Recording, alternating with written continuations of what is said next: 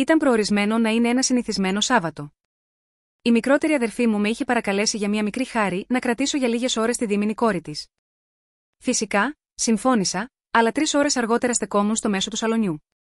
Τα χέρια μου έτρεμαν τόσο, που μόλις και μετά βίας μπορούσα να πατήσω τον αριθμό 112 στο τηλέφωνο. Ετοιμαζόμουν να κάνω μια κλήση, που θα έσωζε είτε μια μικρή ζωή, είτε θα κατέστρεφε οριστικά την οικογένειά μου. Εσείς τι νομίζετε, πρέπει κανείς να παρέμβει, όταν υποψιάζεται κάτι σκοτεινό μέσα σε μια οικογένεια, ακόμα και την πιο κοντινή? Αν η απάντησή σας είναι ναι, πατήστε μου αρέσει. Αν πιστεύετε ότι δεν είναι δική σας υπόθεση, εξηγήστε το στα σχόλια. Γιατί η απόφαση που πήρα εκείνη την ημέρα άλλαξε τα πάντα. Όλη την εβδομάδα ο κόσμος μου είναι η οθόνη του λάπτοπ, οι τηλεφωνικές κλήσεις από πελάτες και οι ατελείωτες διορθώσεις. Εργάζομαι από το σπίτι και μερικές φορές νιώθω ότι η δουλειά δεν τελειώνει ποτέ. Αλλά το Σάββατο το πρωί ξυπνάω από τη μυρωδιά των τηγανιτών. Ξέρετε, κάθε οικογένεια έχει τις μικρές της παραδόσεις. Η δική μας είναι οι τηγανίτες κάθε Σάββατο. Και πάντα τις φτιάχνει ο Βάνιας. Ίσως γιατί έχει σταθερό χέρι, όπως όλοι οι γυμναστές, και οι τηγανίτες του βγαίνουν τέλειες. Ίσως πάλι γιατί απολαμβάνει αυτή τη διαδικασία μετά από μια γεμάτη εβδομάδα στο σχολείο. Η κόρη μας, η Λένα, κάθεται συνήθως δίπλα του και περιμένει με αγωνία να κλέψει την πιο ροδοψημένη. Ένα συνηθισμένο πρωινό, τίποτα το ξεχωριστό, κι όμως από τέτοιες στιγμές υφαίνεται αυτό που λέγεται οικογενειακή θαλπορή. Στο τραπέζι, με το χεράκι της να στηρίζει το μάγουλο, καθόταν η εξάχρονη Λένα μας. Τα μεγάλα της καστανά μάτια, φτιστά του πατέρα της, ακολουθούσαν με ενθουσιασμό πως περιέχει τη στίβα της με ζαχαρούχο γάλα. Με το δάχτυλό της χάραζε αόρατα σχέδια στο τραπέζι και κελαϊδούσε ασταμάτητα, φτιάχνοντας μεγαλόπνοα σχέδια για την ημέρα. «Μαμά, σήμερα θα δούμε το μωράκι, την Αλίσα». Η φωνή της έλαμπε από ελπίδα. Η Αλίσα, κόρη της μικρότερης αδερφής μου, της Όλγας, γεννήθηκε μόλις πριν από 2 μήνες. Ήταν η πρώτη ξαδερφούλα της Λένας, και η κόρη μου έπαιρνε αυτό τον τίτλο με απίστευτη σοβαρότητα, λες και πρόκειτο για αποστολή μεγάλης σημασίας. «Σήμερα δεν έχουμε κάτι ιδιαίτερο, η λιαχτίδα μου», χαμογέλασα.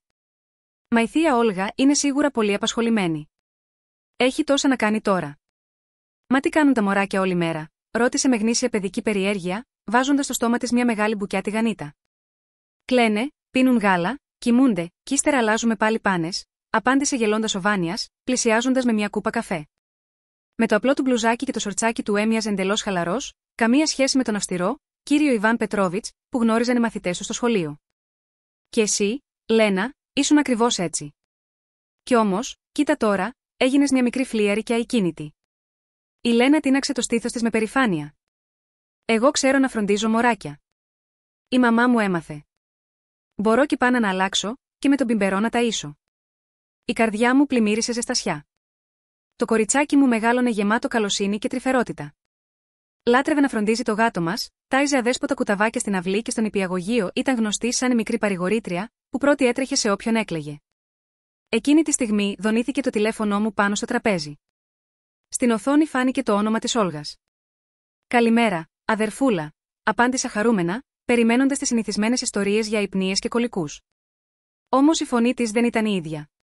Όχι απλά κουρασμένη, όπως κάθε νέα μαμά. Ήταν τεντωμένη σαν χορδί. Μέσα της έκαιγε μια ανησυχία που μάταια προσπαθούσε να κρύψει με εύθυμο τόνο. «Μάσα, καλημέρα. Έχω ένα μικρό αίτημα. Θα μπορούσε σήμερα το απόγευμα να κρατήσει την Αλίσα?» Κατάφερα να κλείσω ραντεβού στο κομμωτήριο, φαντάζεσαι, πρώτη φορά μετά από 2 μήνες. Να νιώσω λίγο άνθρωπος. Τα λόγια της ακούγονταν ανάλαφρα, μα εγώ άκουσα πίσω τους μια νότα απελπισίας. Γύρισα στο Βάνια. Μου χαμογέλασε με κατανόηση και σήκωσε τους ώμους. Εννοείται πως δεν είχε αντίρρηση. Η Λένα, μόλις άκουσε το όνομα, Αλίσα, έμεινε με το πυρούνι μετέωρο και τα μάτια της άστραψαν. «Μα φυσικά, Όλγα. Σε ποια ώρα να έρθετε?» «Κατά τη 1 θα την αφήσω και θα έρθω γύρω στις 4 να την πάρω». «Σε ευχαριστώ τόσο πολύ, Μάσα». Με ξελαφρώνεις απίστευτα. Ο Ντίμα έχει πάλι εφημερία στο νοσοκομείο και εγώ μόνη μου κοντεύω να τρελαθώ. Ο άντρας της, ο Δημήτρης, ήταν για όλους μια αξιοπρεπής φυσιογνωμία, διευθυντής της παιδιατρικής κλινικής στο επαρχιακό νοσοκομείο. Ενέπνεε εμπιστοσύνη και επαγγελματισμό. Είχαν παντρευτεί πριν από 2 χρόνια και η Όλγα, που μέχρι τότε έχτιζε μια επιτυχημένη καριέρα στο μάρκετινγκ, αφοσιώθηκε ολοκληρωτικά στο ρόλο της συζύγου του γιατρού. Πάντα μιλούσε με περηφάνεια γαμαγιώτα, αυτό, μα τελευταία στη φωνή της ακουγόταν όλο και περισσότερο μια κρυφή κούραση. Σαν η ζωντανή, φιλόδοξη και λίγο τολμηρή Όλγα που γνώριζα μια ζωή να είχε χαθεί, αφήνοντας στη θέση της μια άδεια σκιά. Μην ανησυχείς, θα χαρούμε πάρα πολύ, την καθησύχασα. Η Λένα ανυπομονούσε να φροντίσει την Αλίσα, οπότε έρχεστε την καλύτερη στιγμή. Όταν έκλεισα το τηλέφωνο, είδα τη Λένα να πηδάει από χαρά. Ζήτω. Η Αλίσα θα έρθει. Θα βοηθήσω κι εγώ. Ο Βάνια της χάιδεψε στοργικά τα μαλλιά. Μόνο θυμήσου, Λένα, τα μωρά είναι πολύ εύθραυστα. Πρέπει να τα αγγίζουμε με απαλότητα. Μα ξέρω πως θα γίνεις μια υπέροχη μεγάλη αδερφή. Άρχισα να προετοιμάζομαι νοερά για τη συνάντηση. Δεν ήθελα απλώς να κρατήσω την ανιψιά μου. Έβλεπα την αδερφή μου εξαντλημένη στα όρια της. Η γονεϊκή κούραση της είχε ρουφήξει όλη τη δύναμη. Ήμουν χαρούμενη που θα της χάριζα έστω λίγες ώρες ελευθερίας, για να θυμηθεί πως δεν είναι μόνο μητέρα, αλλά και γυναίκα που χρειάζεται χρόνο για τον εαυτό της. Και ακόμα, ομολογώ, με έκαιγε η περιέργεια να δω πώς θα σταθεί η Λένα στο ρόλο της, μικρής δαντάς. Δεν φανταζόμουν τότε που θα οδηγούσε αυτή η μέρα. Δεν είχα ιδέα ότι η εξάχρονη κόρη μου θα παρατηρούσε κάτι που όλοι οι μεγάλοι αγνοούσαν. Ακριβώς τη 1 το μεσημέρι, στην αυλή μας πάρκαρε το μαύρο τζιπ της Όλγας, δώρο του Ντίμα για τη γέννηση της κόρης τους. Εγώ και η Λένα περιμέναμε ήδη στην πόρτα. Η μικρή χοροπηδούσε ανυπόμονη. Όταν η Όλγα βγήκε από το αυτοκίνητο, μου ξέφυγε ένας αναστεναγμός. Μπροστά μου στεκόταν όχι η αδερφή που γνώριζα, μα το περίβλημά της. Σαν κάποιος να είχε σβήσει το φως μέσα της. Το άλλοτε λαμπερό της χαμόγελο είχε σβήσει και κάτω από τα μάτια της υπήρχαν σκιές που δεν μπορούσε να καλύψει ούτε το βαρύ μακιγιάζ. Η κομψή καριερίστα, πάντα άψογα ντυμένη και με τέλεια χτένιση, είχε μετατραπεί σε εξωθενωμένη μητέρα με ένα άχαρο αθλητικό σύνολο. Την αγκάλιασα σφιχτά και ένιωσα τους ώμους της λεπτούς, σφιγμένους. Είσαι πολύ κουρασμένη, γλυκιά μου. Πώς τα καταφέρνεις? Αν θέλει την αλήθεια, Μάσα, οι μέρες μου έχουν γίνει ένας ατελείωτος εφιάλτης, χαμογέλασε αδύναμα, βγάζοντας από το πίσω κάθισμα πήρα το βρεφικό κάθισμα καλαθούνα. Η Αλίσα, φυσικά, είναι ένα στολίδι, αλλά αυτά τα νυχτερινά ταΐσματα. Έχω πια ξεχάσει πότε κοιμήθηκα περισσότερο από 3 ώρες συνεχόμενες. Ο Ντίμα είναι συνέχεια στη δουλειά. Στο νοσοκομείο υπάρχει χάος, και έτσι η βοήθεια του είναι σχεδόν μηδενική. Η Λένα σηκώθηκε στις μύτες των ποδιών για να ρίξει μια ματιά μέσα στο καλαθούνα. Όχ, πόσο μικρή είναι η Αλίσα, ψιθύρισε. Τυλιγμένη σε μια ροζ κουβερτούλα, το μωρό κοιμόταν με τις μακριές της βλεφαρίδες σφιχτά κλεισμένες. Είχε σηκώσει τη μικροσκοπική γροθίτσα της στο μάγουλο και έμοιαζε με αληθινό αγγελουδάκι βγαλμένο από χριστουγεννιάτικη κάρτα. Λένα, πρόσεχε, πιο σιγά, τη σταμάτησα απαλά, παίρνοντας από την αδερφή μου το βρεφικό κάθισμα. Τα μωρά είναι πολύ ευαίσθητα στους δυνατούς ήχους. Περάσαμε στο σαλόνι. Η Όλια ακούμπησε πάνω στον καναπέ μια τεράστια τσάντα με παιδικά πράγματα και άρχισε να εξηγεί βιαστικά το περιεχόμενο της, σαν να έδινε κάποια πολύ σημαντική εξέταση. Λοιπόν, ετοίμασα 3 μπιμπερό με γάλα σε σκόνη. Να τα ζεστάνετε στο φούρνο μικροκυμάτων, αλλά όχι περισσότερο από 30 δευτερόλεπτα. Οι πάνες είναι νούμερο 1, έβαλα αρκετές για σιγουριά. Τα υγρά μαντιλάκια είναι εδώ. Η πούδρα επίσης. Από την κουζίνα βγήκε ο Βάνια κρατώντας ένα φλιτζάνι με αρωματικό τσάι για εκείνη. Όλια, μήπως να ξεκουραστείς λίγο πριν το ραντεβού στο σαλόνι, μη βιάζεσαι, κάθισε μαζί μας. Ευχαριστώ, Βανιούσκα, του χαμογέλασε ευγνώμονα, αλλά αρνήθηκε το τσάι. Έχω ήδη ραντεβού κλεισμένο. Δεν είναι σωστό να αργήσω. Κι αν καθυστερήσω, η Αλίσα μπορεί να ξυπνήσει, να κλάψει και να με ψάξει. Τα λόγια της ακούστηκαν λες και φοβόταν το ίδιο της το παιδί. Σαν να ήταν το κλάμα της όχι απλώς ήμα πείναση δυσφορίας, αλλά συναγερμός που προαναγγέλει καταστροφή. Η Λένα κάθισε στο χαλί ακριβώς δίπλα στο καλαθούνα και ακινητοποιήθηκε, χωρίς να πάρει τα μάτια της από πάνω του, σαν μικρός φρουρός. Μαμάκα, εγώ θα την προσέχω. Αν κλάψει, αμέσως θα σου το πω. Συγκινήθηκα με την υπευθυνότητά της. Τι κορίτσι έξυπνο που έχω. Αλλά να θυμάσαι, Λένα, με τα μωρά κάποια πράγματα μπορούν να τα κάνουν μόνο οι μεγάλοι. Οπότε, αν συμβεί κάτι, αμέσως μας φωνάζεις. Η Ολιά, Μίγαηλ, συνέχιζε τις οδηγίες της. Η φωνή της γινόταν όλο και πιο ανήσυχη. Αν η Αλίσα κλάψει, πρώτα ελέγξτε την πάνα. Μετά δείτε μήπως πεινάει.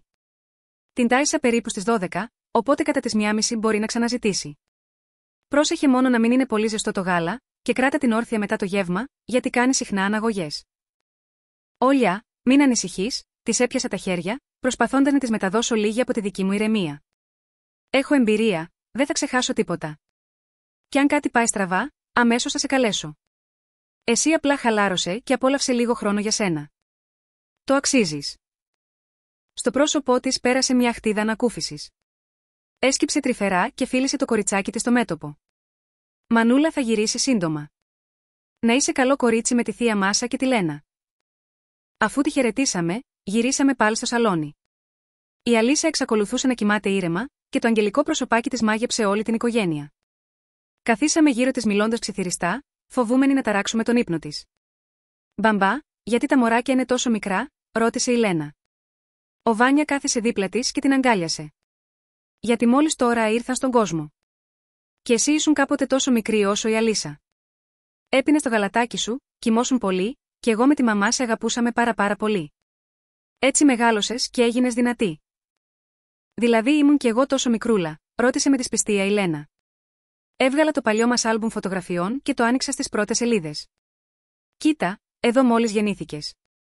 Ο μπαμπάς και η μαμά ήταν τόσο ευτυχισμένοι, μόνο και μόνο που σε κοιτούσαν. Η Λένα κοίταζε με προσοχή τις φωτογραφίες από τότε που ήταν μωρό, και έπειτα γύριζε το βλέμμα της στην κοιμισμένη Αλίσσα. «Ήμουν κι εγώ τόσο γλυκούλα όσο αυτή», κατέληξε με ικανοποίηση. Εκείνη τη στιγμή κοιτούσα τη μικρή μου κόρη και τη δίμηνη ανιψιά μου και σκεφτόμουν το μέλλον, πώς θα μεγαλώσουν, πώς η Λένα θα διδάξει στην Αλίσσα τα δικά της μυστικά, πώς θα γελούν και θα κλαίνε μαζί. Το σαλόνι, λουσμένο στον ήλιο, έμοιαζε τόσο απλό και σωστό. Μια εύθραυστη, ανυπεράσπιστη ζωή κοιμόταν ήρεμη στην κούνια της, και η δυνατή, καλή μου κόρη ετοιμαζόταν να γίνει γαμαγιώτα, αυτή στήριγμα και μπροστά της.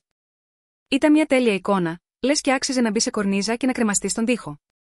Κοιτάζοντας το ήρεμο προσωπάκι της Αλίσσα, ήθελα απεγνωσμένα να πιστέψω ότι και στη ζωή της αδερφής μου όλα είναι εξίσου γαλήνια και φωτεινά, όπως σε αυτό το δωμάτιο. Δεν ήξερα ακόμη πόσο πολύ έκανα λάθος.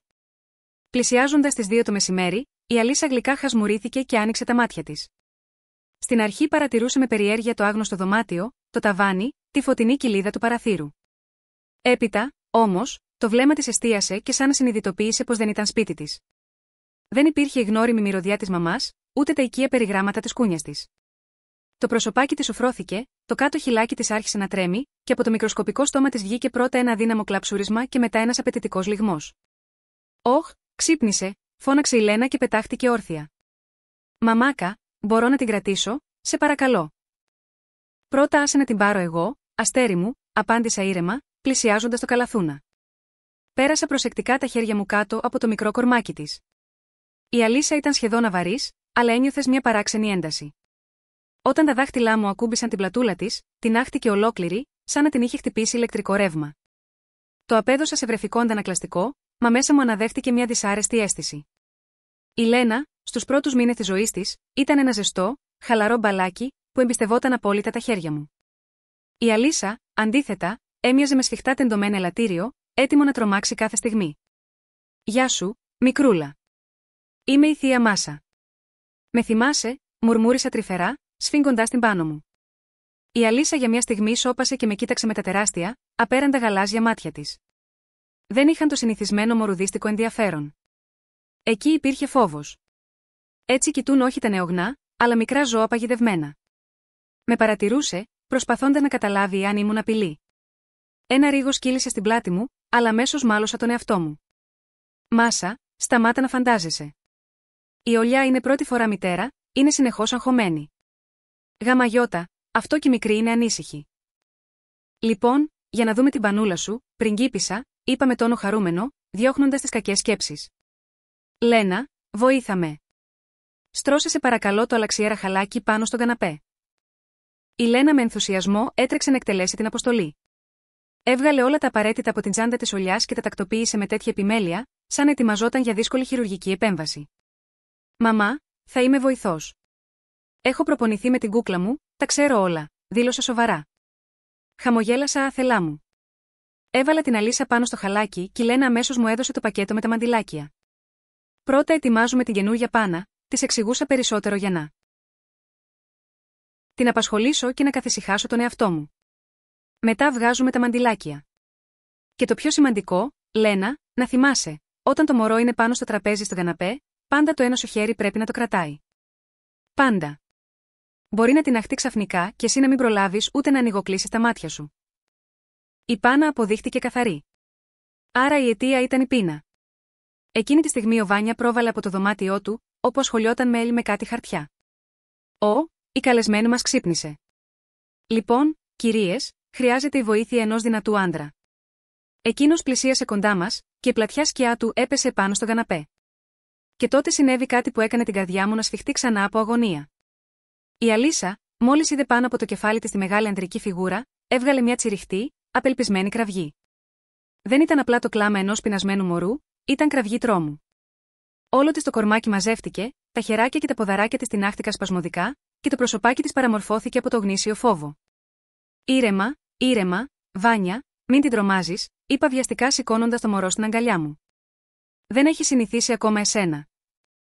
Ο Βάνια έδειχνε σαστισμένος και κάπως πληγωμένος. Μα δεν έκανα τίποτα, απλά πλησίασα. Η Λένα στην ηλικία της ξετρελαινόταν όταν της έκανα αεροπλάνακι. Εκείνος μας παρακολουθούσε με ζεστό χαμόγελο, όσο εγώ κούναγα την Αλίσα και εκείνος τραβούσε φωτογραφίες με το κινητό. Λένα, είσαι πραγματικά υπέροχη μεγάλη αδελφή. Κοίτα πως η Αλίσα ηρεμεί όταν είσαι δίπλα της. Πήγα στην κουζίνα να ζεστάνω τον πιμπερό, αφήνοντας τη Λένα να φυλάει το μωρό.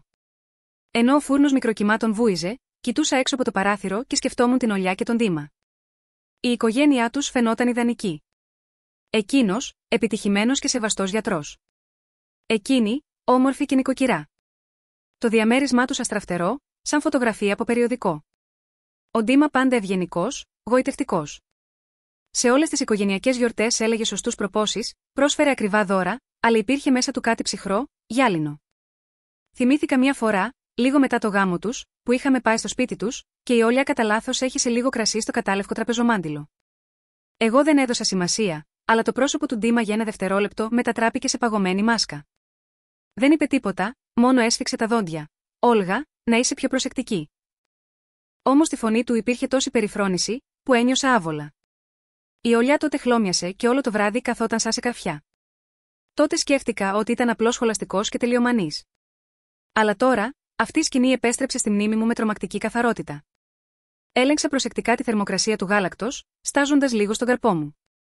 Όταν γύρισα στο σαλόνι, κάθισα στον καναπέ και έδειξα στη Λένα πως να ταΐζει σωστά το μωρό. Το κεφαλάκι πρέπει να το κρατάς έτσι, σταθερά αλλά απαλά, και τον πιμπερό να το φέρνει σιγά στο στόμα, χωρίς βιασύνη. Η Λένα κάθισε σοβαρή δίπλα μου, κοιτάζοντας το προσωπάκι της Αλίσας. «Τρως τόσο ωραία, Αλισούλα μου», της ψιθύριζε. Πιες το γαλατάκι, θα γίνεις μεγάλη και δυνατή». Η Αλίσα πράγματι έτρωγε λέμαργα, σχεδόν απεγνωσμένα, σαν να φοβόταν μήπως της πάρουν το φαγητό. Ήπιε όλο το μπουκάλι μέχρι την τελευταία σταγόνα και σχεδόν αμέσως άρχισε να αποκοιμιέται στην αγκαλιά μου. Αφού την κράτησα λίγο όρθια, την άκουσα να ανασένει ήρεμα. Η επόμενη ώρα πέρασε μέσα σε μακαριότητα και σιωπή. Εμείς οι τρεις, εγώ, ο Βάνια και η Λένα, καθόμασταν στο καναπέ, βλέπαμε μια οικογενειακή ταινία και χαζεύαμε τη μικρή που κοιμόταν. Η ατμόσφαιρα είχε ξαναγίνει ζεστή και ήσυχη. Το απαλό φως του απογευματινού ήλιου περνούσε μέσα από τις κουρτίνες, λούζοντας το δωμάτιο με χρυσάδα. Ο χρόνος είχε ανασταματήσει, και είχα σχεδόν πείσει τον εαυτό μου ότι όλες οι ανησυχίες μου ήταν αβάσιμες, ότι ήταν απλώς η δική μου καχυποψία, τροφοδοτημένη από ιστορίες για επιλόχη και κατάθλιψη. Κοιτούσα την ευτυχισμένη οικογένειά μου, το ήσυχο μωρό, και ήθελα απεγνωσμένα να πιστέψω πως και στον κόσμο της αδελφής μου όλα ήταν εξίσου καλά και ήρεμα. Ήθελα να πιστέψω στην τέλεια εικόνα. Αλλά γύρω στις 3:30, αυτή η εύθραυστη ιδηλιακή στιγμή διαλύθηκε ξανά από το κλάμα του μωρού. Στην αρχή ήταν ένας χαμηλός ήχος, αλλά γρήγορα δυνάμωνε, μετατρεπόμενο σε μια απελπισμένη, σπαρακτική κραυγή. Δεν ακουγόταν ούτε πείνα ούτε γκρίνια. Ακουγόταν πόνος. «Όχ, η Αλίσα κλαίει». Η Λένα έτρεξε αμέσως κοντά της. «Τι έχει, μαμά?» Την πήρα στην αγκαλιά μου, άρχισα να την κουνάω, αλλά δεν ηρεμούσε. Το κλάμα της γινόταν όλο και πιο δυνατό, πιο διαπεραστικό. Τεινάζοντας την αγκαλιά μου, το μικρό της κορμάκι σύονταν από τα αναφιλητά. Μόλις είχε φάει, οπότε δύσκολα ήταν πείνα. «Ίσως την πονάει η κυλίτσα». «Κολική», είπα δυνατά. «Ή μήπως θέλει άλλαγμα?» «Μαμά, άφησε με να ελέγξω εγώ», είπε με αυτοπεποίθηση η Λένα, με τη σιγουριά μιας εξάχρονης ειδικού. «Έμαθα πια, μπορώ». Ο Βάνια, που έπινε καφέ στην κουζίνα, μας παρακολουθούσε με ζεστό χαμόγελο. Δεν είχε καταλάβει ακόμα ότι το ήσυχο οικογενειακό μας Σάββατο τελείωνε, ότι σε λίγα λεπτά ο κόσμος μας θα ανατρεπόταν. «Λένα, ας το κάνουμε μαζί για σιγουριά», είπα ήρεμα, αν και το σπαρ. Ακτικό κλάμα της Αλίσας τρυπούσε το μυαλό μου. «Τα μωρά είναι τόσο ευαίσθητα, πρέπει να είμαστε προσεκτικοί». Ξαναστρώσαμε το χαλάκι. Η Λένα σοβαρή άπλωσε τα εργαλεία, καθαρή πάνα, μαντιλάκια, πούδρα, σαν νοσοκόμα. «Λοιπόν, πρώτα ξεκολλάμε τα αυτοκόλλητα, σχολίαζε τις κινήσεις της, θυμούμενη το μάθημά μου. Μετά σκουπίζουμε και βάζουμε τη νέα.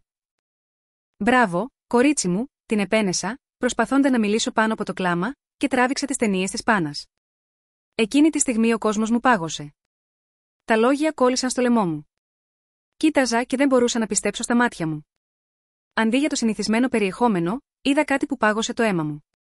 Δεν ήταν απλώς υγρό με αφύσικο χρώμα. Ανάμεσα του φαίνονταν καθαρά φλέβες αίματος, χλωμές αλλά διαμφισβήτητες. «Μαμά, κοίτα», είπε η Λένα με μια παράξενη μίξη παιδικής περιέργειας και αμηχανίας. «Κάτι περίεργο. Είναι αίμα». Δεν μπορούσα να μιλήσω. Έσκυψα πιο κοντά για να δω καλύτερα. Και τότε το βλέμμα μου έπεσε στο εσωτερικό μέρος του μικροσκοπικού μυρού της αλήσας. Και τότε το είδα. Ένα μελανιάκι, μικρό αλλά καθαρό, βαθικόκκινο μοβ. Είχε το τρομακτικό τέλειο σχήμα αποτυπώματος ενήλικου δαχτύλου, σαν κάποιος να είχε σφίξει το ποδαράκι με τρομερή δύναμη. Η Λένα πρόσεξε την κατάστασή μου και το προσωπάκι της τεντώθηκε τρομαγμένο. «Μαμά, τι έγινε, η Αλίσα είναι καλά?» Τη στιγμή εκείνη μπήκε στο σαλόνι ο Βάνια, τελειώνοντας τον καφέ του. «Λοιπόν, τι έχετε εκεί?» Η Αλίσα ακόμα κλαίει. Η φράση του έσβησε στη μέση, μόλις είδε το πρόσωπό μου. «Μάσα, τι έχεις?» «Βάνια», η φωνή μου ήταν σχεδόν ψίθυρος. Τα δάκρυα κυλούσαν στα μάγουλά μου. «Έλα εδώ, δες αμέσως». Ο Βάνια βρέθηκε δίπλα μου σε δευτερόλεπτα. Άφησε το φλιτζάνι με τέτοιο θόρυβο που τρόμαξα. Το χαλαρό, σαββατιάτικο ύφος του εξαφανίστηκε, αντικαθιστώντας το μια μάσκα απόλυτης συγκέντρωσης. Έσκυψε πάνω από τον καναπέ και κοίταξε εκεί όπου έδειχνε το τρεμάμενο χέρι μου. Είδα το βλέμμα του να πηγαίνει από το φρικτό περιεχόμενο της Πάνας στο μοβ σημάδι στο απαλό δέρμα της Αλίσας. 2-3 δευτερόλεπτα. Και είδα το αίμα να φεύγει από το πρόσωπό του. Ο Βάνια, ο καλός μου, ο ήρεμος, που δεν έβλαπτε ούτε μίγα και πάντα έψαχνε τη συμφιλίωση, μεταμορφώθηκε. Οι σιαγώνες του σφίχτηκαν τόσο που πετάχτηκαν οι μύες, και στα μάτια του άναψε σκοτεινή, παγωμένη οργή. Ήταν γυμναστής, πατέρας. Είχε δει εκατοντάδες παιδικά χτυπήματα και μελανιές. Και όπως κι εγώ, κατάλαβε μέσα σε ένα δευτερόλεπτο ότι αυτό το σημάδι στο σώμα ενός δίμηνου βρέφους δεν μπορούσε να είναι τυχαίο. «Δεν γίνεται αυτό», ψιθύρισε. Μα στη φωνή του δεν υπήρχε αμφιβολία, μόνο βαριά, παγωμένη βεβαιότητα. Κάποιος ενήλικος το έκανε. «Μπαμπά, μαμά, τι συμβαίνει?» Η Λένα τραβούσε το μανίκι μου, η φωνούλα της έτρεμε από φόβο και αμηχανία. «Η Αλίσα πονάει», χτύπησε. Ο Βάνια αντέδρασε ακαριέα. Γύρισε απότομα, μα όχι τρομακτικά. Έδρασε σαν άνθρωπος που ξέρει ακριβώς τι να κάνει σε κατάσταση έκτακτης ανάγκης. Γονάτισε μπροστά στη Λένα, πήρε τα μικρά της χεράκια μέσα στις μεγάλες του, δυνατές παλάμες και την κοίταξε κατευθείαν στα μάτια. Η φωνή του, όταν μίλησε, ήταν απαλή, μα μέσα της έτρεμε ατσάλι. «Λενίτσα, ηλιέ μου, μόλις πρόσεξες κάτι πολύ, πάρα πολύ σημαντικό. Είσαι μεγάλη βοηθός. Μας βοήθησες να δούμε ότι η Αλίσα χρειάζεται βοήθεια. Τώρα, εμείς οι μεγάλοι πρέπει γρήγορα να κάνουμε κάτι για να τη βοηθήσουμε. Εσύ πήγαινε για λίγο στο δωμάτιό σου». «Έτσι?» «Μα θέλω κι εγώ να βοηθήσω». Στα μάτια της Λένας γέμισαν δάκρυα.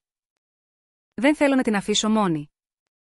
«Λένα, αυτό είναι κάτι που πρέπει να κάνουν μόνοι οι μεγάλοι», είπε ο Βάνης σταθερά αλλά χωρίς σκληρότητα. Την πήρε απαλά στην αγκαλιά του και την πήγε στο παιδικό δωμάτιο. «Δες λίγο κινούμενα σχέδια. Θα έρθουμε σύντομα. Στο υπόσχομαι». Η πόρτα του παιδικού έκλεισε. Μείναμε οι δυο μας.